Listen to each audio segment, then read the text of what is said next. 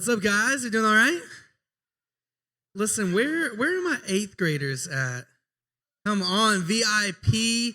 Listen, eighth graders, we just want you guys to know that everyone in this room loves and cares about you guys. And you guys have a unique position. You're kind of at the top of the food chain in your school right now. And what that does is make other students, other kids in your school look to you. And so in so many ways, you guys have a special seat of influence in your school that few other students have. And I just want you guys to know that I'm proud of you. We here at Resolve love you. And just know that as you make that transition to high school and go from top dog to kind of the small fish in the pond again, that you're never that here. And that you have people who are for you, behind you, cheering for you. One thing that is kind of weird, though, is you probably gave the strangest suggestions ever for what you wanted tonight. And so you've had ice cream already. What better to go with ice cream than shrimp? Shrimp and mac and cheese. That's what you wanted, and that's what's here. They also wanted to be served by their leaders. They actually said fed by their leaders, and that's not happening. But we're going to let you guys be served. Also, sweet tea. And so we're better to get mac and cheese and sweet tea than good old Chick-fil-A. So that's what we got for you guys. They're going to serve you, take care of y'all. We love you. We're so for you. Who's ready for tonight? So what we've been doing, if you haven't been with us, we've been talking about wisdom. What do you do with situations in our lives? They aren't right or wrong situations, but situations that maybe we can apply the wisdom that we find in Scripture, what it looks like to walk a smart, a wise, taking what we know and apply it to our lives and living a wise life. And so it hasn't just been me talking every single week. I've brought in a couple different guests, and we're going to keep doing that all series long, so you never know who's going to pop up on stage with me, and I'll get to that in just a moment. But to introduce the specific topic that we're talking about, I found this quote from a great theologian, and it'll kind of introduce the topic. If you'll throw just the quote up there. It says, we think we know someone, but the truth is that we only know the version of them that they have chosen to show us. There will be no further explanation. This will just be reputation. Now, this, of course, is the great theologian Taylor Swift, and she said this talking about her album, Reputation, but this idea of a reputation is what we're going to talk about tonight. And we're going to talk through reputation being really how people see you. How people see you. And the thing that I hope you wrestle with tonight that I want us to talk about, that our guests are going to talk through, is that your reputation, how people see you, it actually matters. When your name is brought up in a circle of people and they think of you, the things that they say, the things they talk about in your life, it doesn't seem like it all the time now, but it does matter. And so what we want to talk through is, how do you build a reputation that you can be proud of? How do you build a reputation that affects your life later in a positive way? Because a lot of times we want to think that this reputation, we can do whatever we want now and that won't change anything for us later. But reputation is actually something super, super important, and it should be something that you care about now. What I want to make super clear before our guests come up is that what I'm not talking about is just image management. Because we can get into this rut where we make sure that we put on this facade and we look really pretty and great to everyone on the outside. And so we're watching the things that we post and put out to other people because we want to manage our image. But this idea of reputation is something so different than that. Because this idea of reputation is actually what's really going on. What you're really doing, not just what you're projecting to the world. But think about this for a second. The things that you post, they build up. The things that you say to other people, they build up. The actions that you take, the way you treat others, they build up. The way you treat your parents, it builds up. The way you talk and the language that you use, it builds up. And so unknowingly, what you can do is you are living a life that is building you into something that you are becoming. The decisions that you're making right now are building you into who you are going to be. And so it may seem like small things just to say and do and actions in our daily lives, but it is building you into the person that God has created you to be. And some of you, you felt this. You actually have different reputations that you're managing. Because you want to put yourself in a light in one way on social media, and you're kind of managing that world. You have another way that you're portraying yourself to your friends and you're managing that world. You have another way you're portraying yourself maybe to your sports team and you kind of manage that world and you say and talk and do things here that you would never do in other circles. And you come to church and then you have another reputation that you're trying to manage there. And so you're making sure you say the right things and your small group leader only knows certain things and you're managing that reputation. And then you come home and you have another reputation that you're kind of trying to manage for your parents and make sure they see you a certain way and they think a certain way. And so even when you tell them stories about what happened at school or what the teacher said, you sort of spin it just a little bit because you want to make sure that that reputation is protected as well. So what I want you to hear tonight is that if you continue to live with different reputations, eventually they will clash. Eventually you will reach a point where someone else will notice that those reputations don't line up. And then you have another type of reputation to worry about. But what's worse, and this is what I found in my life, because this is probably one of the areas I struggled most in high school, is managing all of these different masks that I was wearing in front of people, is not only did other people start to see through what was happening, but I began to feel this disconnect in myself because there were so many different pieces of me that I was trying to live out. And eventually I got to a place where I didn't even know which one was me. Am I that kid who talks this way at school and in the locker room? Or am I this kid who performs and is great and does all the right things in front of my parents? Am I the kid who's super spiritual at church, or am I the kid who goes to parties and hides my faith? I got to this place where I really didn't know what life I was managing. So what we want to talk through is, what does it look like to build a reputation that God has for you, that you're proud of, that's authentically you, and that can not only help you now, but help you later. We've been talking through the book of Proverbs, and what's happening in this book of Proverbs is in your Bible, but it's just a ton of wisdom.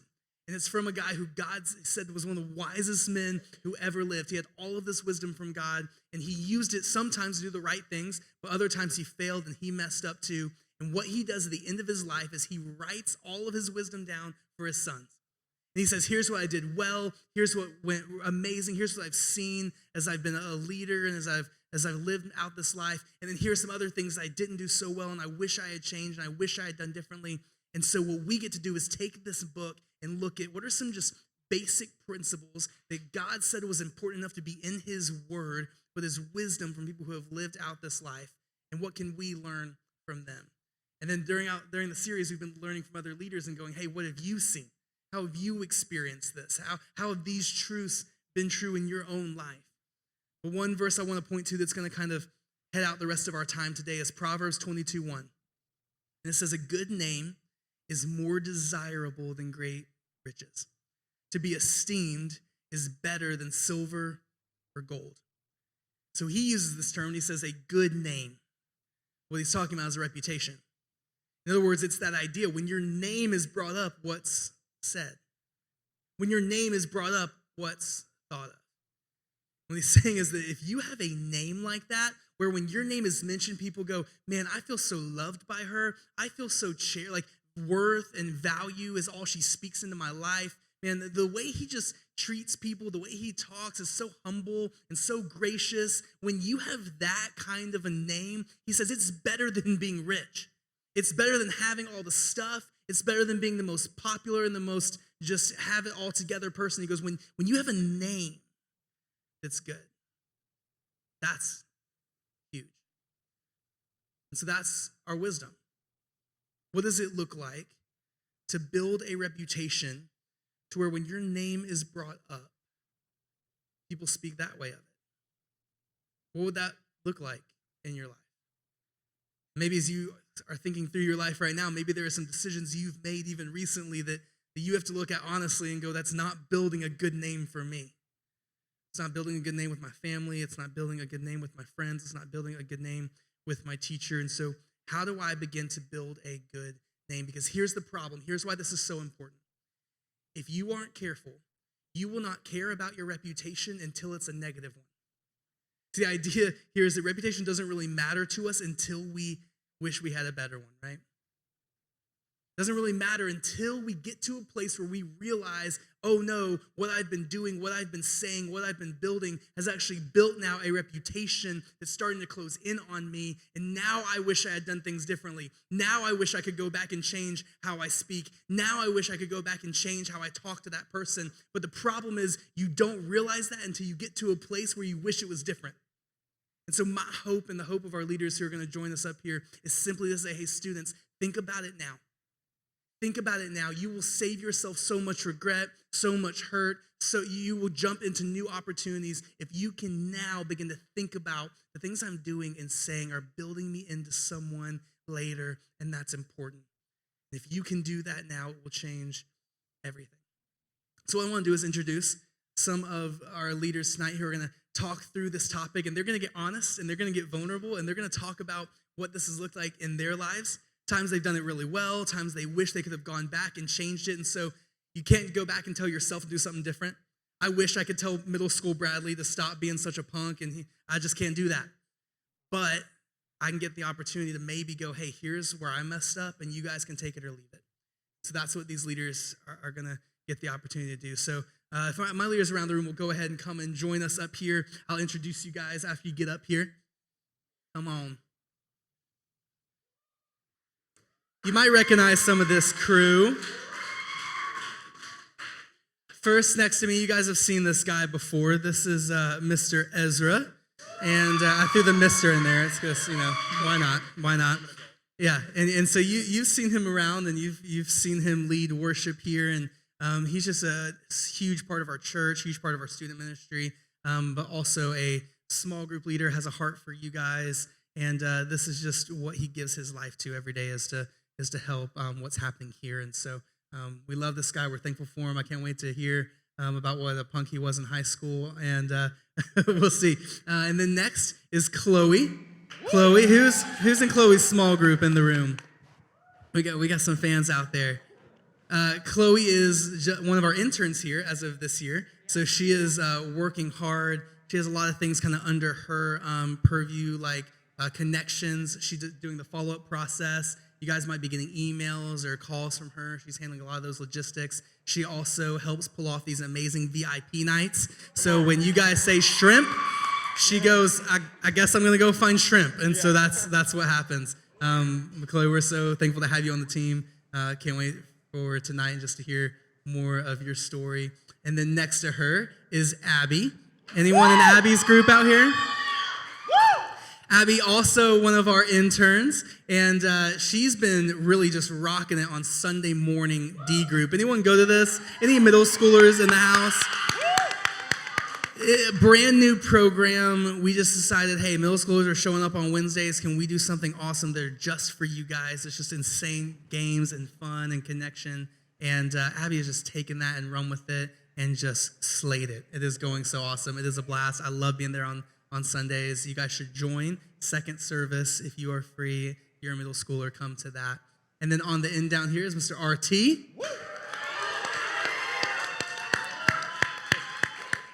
RT, also one of our interns here, and he has been an integral part of just a lot of stuff that we've been doing with Resolve, with the planning, with the execution. A lot of Halloween was kind of under his help, and so if you liked Halloween, a lot of that was on him. All of that was on all these guys, and so it's just been really cool to take on projects, to work together, and I've been loving it. But what's awesome too, beyond just that we get to work together and do tasks, is that what you guys have up here are people who care about you, who love the Lord, who honestly are humbly saying, hey, I'm just going to give my time, I'm going to give my talent to helping what God is doing in the lives of students.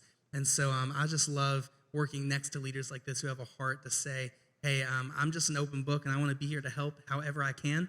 And so I gave them a ton of heads up that they were going to do this, I think, yesterday. I told you guys y'all were doing this, maybe 2 days ago. And they said, yeah, I'm down. Like, let's share and let's talk through this. So I'm excited for this. You guys feel free to, obviously we had some questions that we'll talk through, but jump in, hop around. I want this to be a conversation. So what's on you guys' heart, feel free to talk through however you want. Let me start down here with Mr. RT. We'll kind of come this way for this first question. But just kind of generally, what would you say, we're talking about reputation, Did you have a reputation in high school? What was that like? Man, I'll be honest. In high school, I spent a lot of time with my girlfriend. She went to a different school than me, so like everything I did outside of school was just like it was kind of a mystery. So most of my reputation was just like, we see you at school, but that's it. So I honestly like was super shy, really quiet, just played baseball, and that was pretty much all I was. Well, I will say, I don't know if people said this about me, but I was definitely a flirt as well. Yeah. Man, owning I it. know. Owning it. You know, you said be honest and be vulnerable, so that's I what love it it. was. And how could you not be a flirt in high school? Because I have a picture actually from you in high school. And if we can show that, Yes! it makes sense. Look at this guy! So It makes sense man. why you would be such a flirt. Because, I mean, come on, ladies. I mean, you know. That is authentic. Oh my gosh. I think that this is Christmas morning at my house. Oh my god. I didn't tell them that I found these, but my wife and I this week did some hardcore Facebook stalking, and we went deep into the archives. So, but his is the only one, so you guys don't have anything to worry about. Abby, next up, what about you? What reputation do you feel you might have had in high school? Yeah, so I was thinking about this, and like I'm not really sure what my reputation is. Probably if I was on the outside looking in, people probably just saw me as like the quiet girl because I didn't really talk a lot unless I really knew you. So I was pretty introverted. I think some people probably thought that I was a little stuck up just because like I didn't talk to people, but I wasn't. I was just quiet, and that's how I was. And I also really cared about grades. Like if I got below a 95, I would freak out. So I was very like into school and all of that. So please don't show a picture of me. Well, you know, it's funny that you say that because I didn't even have you a being Facebook into back school then. would make sense because I do have a picture of you, and That's how I dress every day. No, I'm playing. That was Halloween. now, Abby, your social media doesn't go back very far. No, it doesn't. And No. so I had to like reach out to people, a web of people, to find a picture of you in high school. Did my mom And give you it's funny, that? I was telling some students that, and they were like, "She's smart." I was like, "You're kind of right, yeah, because ours go back way too far, and we need to get some of that gone." Yeah. After this, I feel like some of you guys might be going back and cleaning up your social media. Speaking of Chloe, what reputation do you feel you had in high school? So in high school, my reputation was great. No, I was known as probably the Christian girl. Everybody knew who I was. I was a teacher's pet. I did that on purpose. But in middle school, my reputation was so bad. I was known as the mean girl and a liar. And those two don't go well together at all. And so just by the end of middle school, just from everything that I had done, it left me with no friends. Yeah. Now it feels really weird to show this, but you just got Let's so see it. deep and serious on me. But I mean, how could you not be friends with this? I mean, this is just the greatest. Oh, y'all are so cute. I just love it. The bandana, the sunglasses, all of it. All of it. I don't know if this is high school or middle school. I just couldn't not show it. So I definitely did not look like that in high school. all right, Mr. Ezra. Yeah. What would you say your reputation was? Yeah. So probably, you know, I started off kind of as just the goody two-shoes, like I try to be nice, try to be, you know, really respectful to everybody. And then probably in 8th grade, between 8th and 9th grade, I feel like I just felt this overwhelming pressure to be cool and to be liked by everyone. Probably had something to do with the fact that I had like purple skinny jeans that I would wear like a lot, an uncomfortable amount. I was very proud of those. But yeah, I tried to fit in, tried to have everybody like me, and just you know, anytime I'd pass them in the hallway, it's like, oh, what's up? You know? But meanwhile, we'd barely talked throughout the week. You know what I mean? So tried to have that sort of, you know, rapport with everyone. Yeah. And I like how you're trying to guess what your picture is by saying this purple skinny jeans thing. you're trying to hope that that's what I Yeah, am going to show. But I think if you could guess all day, and you probably won't guess what you're doing in this picture. But it's my favorite. That's why I want us to go this direction, because I just want us to end on this note. Can you please show this picture of Ezra?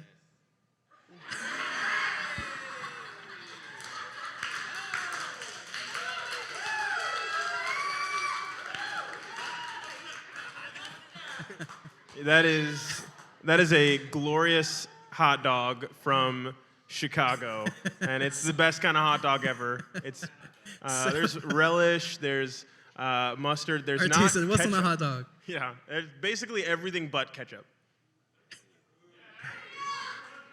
So the moral of the story here is start cleaning up your Facebook now. Yes. Okay. Because someone mean like me will come along Yes. years later, Yes. dig it up, and post it for the whole world to see. Blackmail. Thank you guys for being such good sports about it. But because the truth is, I know, again, you might look at this group and go, y'all are old and outdated and whatever. It wasn't that long ago that we were in some of your seats. And we too felt that of going, hey, there are some things that we wish we had done differently. And if I could go back and tell me, if we could go back and tell our younger selves in those pictures, hey, maybe pay attention to these things. We wish we could say that, but that's kind of what we want to talk through. And so you guys can go in any order that you want, kind of hop in. But I would say, well, what is that piece? What is the one thing you would say, I didn't do this well, and I wish I had paid attention to my reputation that I was building in this area? Anyone can go. Yeah. So, like I said, I really tried to be cool with everyone. Tried to have that sort of rapport with everybody, and to be liked by everybody. But then I still had that kind of goody two shoes kind of mentality about me. But every now and then, the other side, the side that wanted to be liked, that wanted to be accepted by everyone, would overpower in a very negative way. I remember one time, I think this was junior year of high school. It was in my science class. I think it was a biology class, and we were outside. We were doing this. I can't remember exactly what the experiment was, but we're just trying to do some tests, trying to do like a experiment outside. And one of the things we had to do was collect these beans, on the floor. And there's this friend of mine that we were really good buddies, and everyone was making fun of her, and everyone was like, or we all kind of had this jokey attitude with each other that was like maybe sometimes going a little too far. So what we did was, we said, oh, hey, you have to pick up the beans that are over on this side, and and it wasn't in a roped in section. So she goes, yeah, okay, and starts doing it, and meanwhile someone kind of lets her know, hey, those aren't beans, that's rabbit poop. So one thing also to note is that to make matters worse is this girl was an extreme germaphobe. So she ran inside and to wash her hands, right? And I didn't really pay attention to what happened afterwards, but when she came back outside with the group, you could tell that her eyes were a little red and were watering because she had been crying. And I didn't really receive any backlash from the teacher or anything like that. I don't think she even realized that I was a part of it, but I just kind of was like, man, that didn't feel good. That did not feel good at all. Definitely not worth it, because this was supposed to be a friend of mine, and I, for the sake of a joke, made her the butt of the joke. And so that was not cool. Yeah, thanks for sharing that, man. Who's next? I'll go. No, so I would say there was two different things that happened that really stick out to me that I was like, oh, shouldn't have done that. The first one was I invited this girl over to my house, and we were just hanging out, and I was like, hey, let's play this game. And she's like, nah, I don't want to play that. And I was like, okay, why don't we play this other game? And she's like, yeah. And I was like, okay, it's in the basement. So she went downstairs, and I was like, oh, yeah, it's over there. Like, I'm scared to go down there. And as soon as she got to the bottom step, I, like, closed the door. And then she came, like, running up the stairs, and she was banging on the door, and I had locked her in my basement because she didn't want to play the game I wanted to play. And so after that, like, nobody wanted to come to my house, which totally makes sense, but that's where I started, like, getting that reputation of, like, being the mean girl. And then the other one was, there was a girl who wasn't going to invite me to her birthday party, and I was like, oh, no, we can't have that. And so she had brought all her birthday invitations to school to pass out, and I was like, we're going to fix this. And so I took her birthday invitations and put them in my backpack, and I took them home and I threw them away. And I was just like, you know, if I'm not going to that party, nobody's going. And then the next day, my teacher, like, called me out and was like, hey, did you take her invitations? And I was like, yeah, I did. But I was just being smart, and, like, but now, not only was I the mean girl and I was a liar, but I was also known as somebody who steals. And that left me with no friends, and I was, like, wondering why I didn't have friends. And I just figured, like, it was time that, like, I needed to do something different because this obviously wasn't working, and this is not who I wanted to be. It's good. If you don't mind me asking before you pass it, what do you think, and you two, after you shared, what do you think that was? What do you think leads all of us to do things sometimes out of, you know, anger, treating people poorly? Like, what do you think that is in all of us? You go first. Okay. I think for me, it was just like I was really hurt and felt left out, and I was just like, and it was like the desire of I wanted people to like me, and just I wanted to be known, and I didn't really care how I was known. Yeah, I'd say for me, yeah, it was definitely that. Just I had a deep need for to be liked, to be appreciated, to be seen. I mean, we all have that to some degree, right? We all have that desire to, you know, be known and to be seen and to be heard and all of that. But definitely, I took it to an unhealthy degree. You know, much more than I am now. I would say back then, I would do absolutely anything for attention. Like, if there was a party, I was the guy that was in the middle of the dance floor, right? You know, I mean, I can't dance, but, you know, I was trying to show off that I could dance. Some people would be like, oh, you can dance? And it's like, I know I can't, it's fine, whatever. But just trying to get that attention and constant approval from everybody because I felt like I needed it. I felt like I was thirsty for it. But it just seemed like the more that I, you know, would get that approval, would get some sort of attention, it was never enough. You know what I mean? So It's good. Yeah, thanks, guys. I didn't prep you with that question, but thanks, sir. Okay, so I have a story. I don't know what grade I was in, but I was in high school, and I just remember one day I was walking through the hall, and one of my friends asked me about this girl who, she didn't go to our school, so no one knew who she was, but she asked me about her. And I remember I said really loudly in the halls, I was like, oh yeah, she's, and then I called her like a really rude name. I like was just flat out making fun of her. And I remember like everyone like stopped, like, did you actually just say that? And the sad thing is like I actually got some laughs from that, and then some people were just like shocked, like, why did you say that? But yeah, I just think about that. This is probably like 6 years ago. I still think about it to this day of like, why did I say that? And the ironic thing about it is that like I was commenting on her reputation, but it said a lot more about me, and did a lot more for my reputation, like that one thing, you know? Like I had a good reputation all through high school, and there's probably people who went to school with me who like remember that and remember me saying that, and that's how they remember me. So yeah. Oh, that's good. Yeah, you're commenting on someone else's, but it affected yours more than that. That's huge. So I feel like what led to how I acted was out of a much greater fear of, I was more afraid of being severely disliked than severely liked. I didn't want to be hated by the whole school because I went to a pretty big high school and I saw another person and how that played out for her just by by being truthful and honest in a situation where she, could have gotten into a lot of trouble. But because of the people that she had to be honest about, it like the things that they ended up saying and doing to her and saying about her just totally ruined her reputation in the whole school. And so my whole goal was lay low, like the right people, don't like the wrong people. And I think for me it was unfortunate because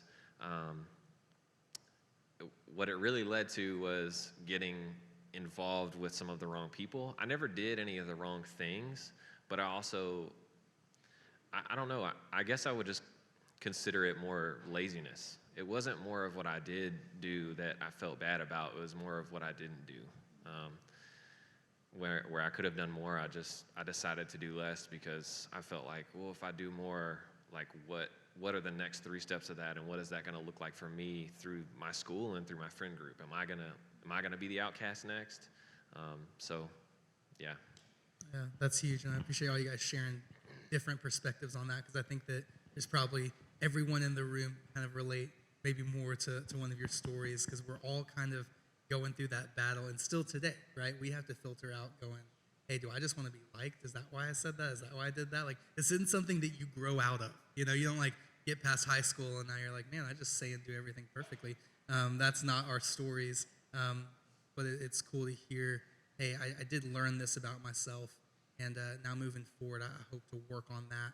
So as you guys were working on those pieces that you saw were becoming your reputation, what are some things you might have done well in changing that and shifting some of those and making better decisions that you're like, hey, I did this, and I'm so glad I did because it's paid off for me later? Yeah, so I think for me, this really didn't play out for me until later. I wasn't able to redeem or at least like create a reputation that I was proud of until after I was following Christ more seriously, which was in college. So high school was more of like lay as low as possible and know as, just all the right people and just do that. But in that process, I think one of the things that I learned about myself and one of the things that I was really, I guess, proud of was that I was able to, I guess for lack of a better term, I was able to sort of infiltrate all different types of people groups in my school. So it wasn't just like, oh, I'm friends with the popular kids or whoever. I just wasn't overly offensive, and I was a really good listener. So, man, I was able to have like really good conversations, or when people were struggling with things, they would come to me as opposed to, somebody else, because like, hey, I know I can trust you. I know you're not going to tell anybody.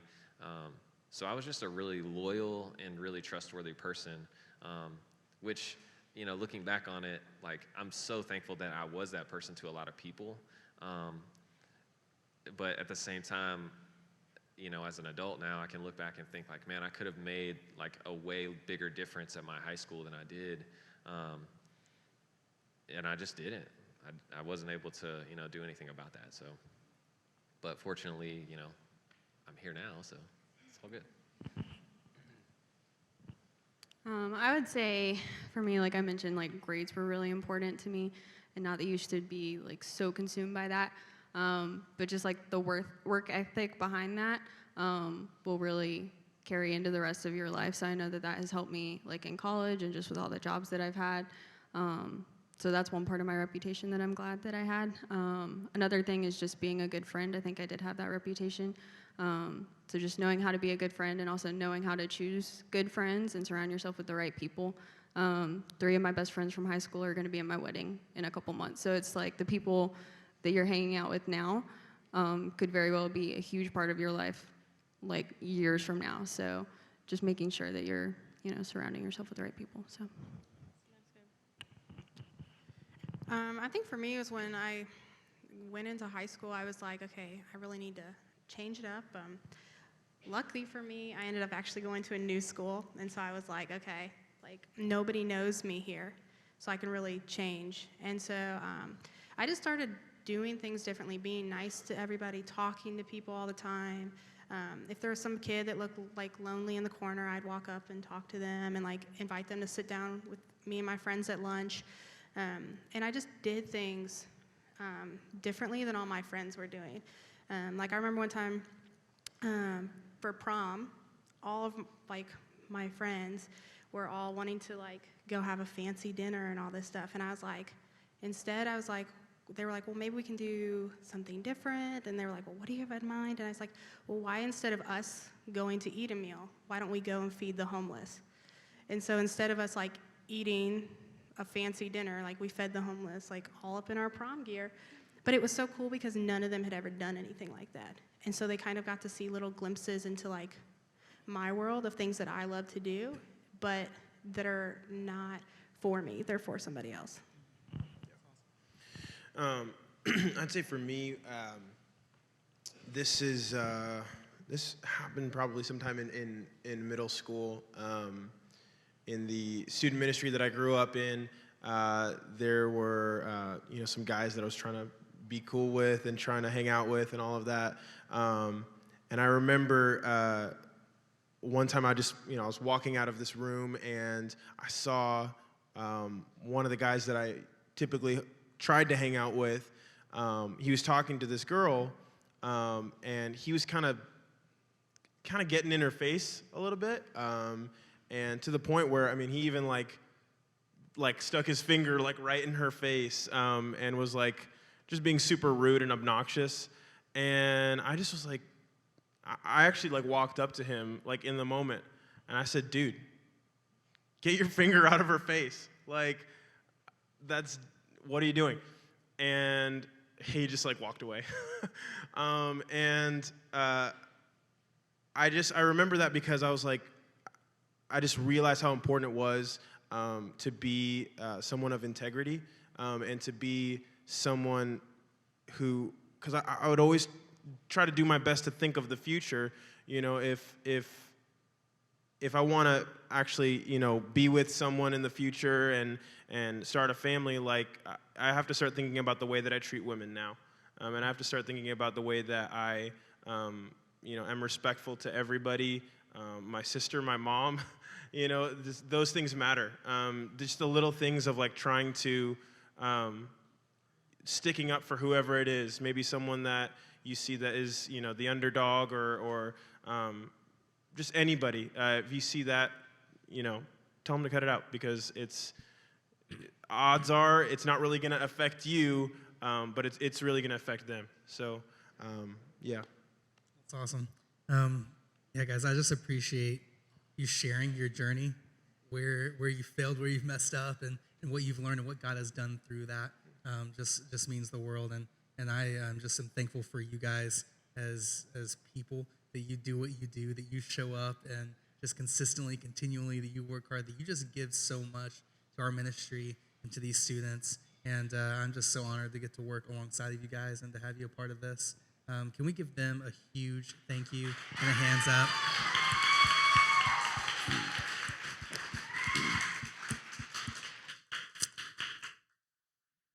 Cool. As they go back, a couple of things I want to highlight that you heard. One thing I want to point out is the kind of stuff they're talking about, living a life where you can guard your anger, where you can make sure you don't lash out at people, where you can have humility, where you can stick up for justice. These kind of things they're talking about, I just need to let you know you can't do that on your own. That as a Christ follower, to live the kind of life that he's calling you to live, it takes dependence and submission to him. And here's the amazing thing. It doesn't just mean that you wake up and go, I'm just going to kind of do this. But as you will begin to pursue who Jesus is, if you will begin to lay all of your life down at his feet every day, to begin to know him, to build a relationship with him, to take the things to him. I'll never forget, I remember the class I was sitting in when I realized after something that I had just said, wow, I'm a jerk.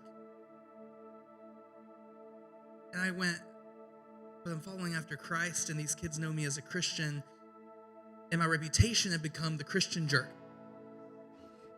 And there's a problem there. And I remember every single day praying before school going, God, help me. This is not the kind of life I want to live. This is not the kind of example I want other people to see of you. This isn't even about me. It's about what they are seeing about you. And so, God, would you help transform me? Would you help clear out some of those pieces of my heart? Would you help show me the way some of them can say, hey, the reason I was doing this is because I just wanted to be liked? They didn't just think of that. That is God bringing that to them over their life. And so if there's an area of your life that you're going, I don't know why I do this, it keeps happening, I don't want to make these decisions anymore, would you just take that to God? Would you take that to him and go, God, I don't want to be like that. I don't want to speak out like that. I don't want to treat my parents like that. I don't want to treat women like that. God, will you help change this part of my heart? Can I promise you something? He'll do it. He'll actually start to move. If you're bold enough and courageous enough to begin to ask that, he will begin to step into your life in a more powerful way than you ever thought possible. And maybe for you, that looks like tonight talking to your group about that, talking to your small group leader about that, going, hey guys, here's where I messed up. Here's what I want to do differently. Here's the reputation I know I'm building, and here's the one I want to build. What should I do? And maybe you should ask your leaders about their wisdom and what they've seen. And the thing that you kept hearing up here was, I did it because I wanted to be liked. I did it because I wanted to be accepted. Here's why I believe that Christ followers can build the best reputation of anyone, because at the core of what we believe is that you are accepted. That you are loved, you are cherished, you have worth. And that's not because you did anything. It's not because you made the team. It's not because you sat at the right table. It's not because you wore the right shoes. No matter what you do, as messy as you want to get, you are loved and there's nothing you can do about it. God loves you for who you are. He built you that way. And when he looks at you, he is just overjoyed at the creation that he's made. And so the reason we can step out and go, I'm now going to love, I'm now going to extend grace, I'm now going to help and to serve, and I'm not just going to spill out my brokenness, is because at the end of the day, we can only do that because we have been accepted in the midst of our brokenness. So if there's nothing else you hear tonight, I just want you to know that you're loved, that Jesus has traded places with you. And if you find yourself tonight looking for acceptance, maybe in the wrong places, can I just tell you, you have it all in Jesus. The reason so many leaders show up every single week and want to share what we've learned is simply because we've walked that and we've realized that Jesus loves us, he accepts us the way that we are, and so we are just giving our life to that. So if you want to know more about that, talk to your small group leader, open up about it in small group, because you're at a safe place who accepts you and loves you for who you are as well. Before we go, I just want us to close our eyes for a minute and forget about the person next to you, to your right and to your left, and let's just talk to God for a second. And whatever that thing is that you're battling, and all our heads are down, our eyes are closed, whatever that thing is for you, right now, would you just ask God, hey, will you help me in this area, God? Right now. We're silent, we're still throughout the room. Use this as a time just to talk to God. Go, God, help me in this. I don't know why I do it. I don't want to.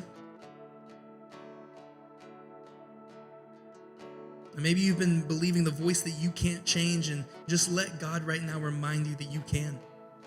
That it's possible, that he can do it.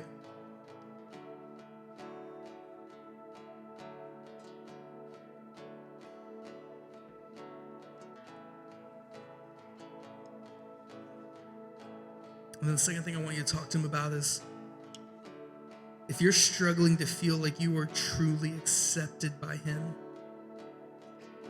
would you just ask him right now to remind you of how loved you are? How accepted you are.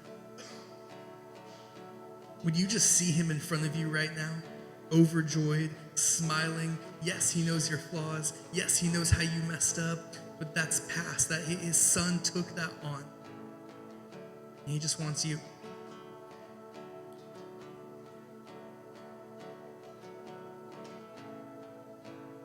Sit in that place for just a second, then we're about to sing.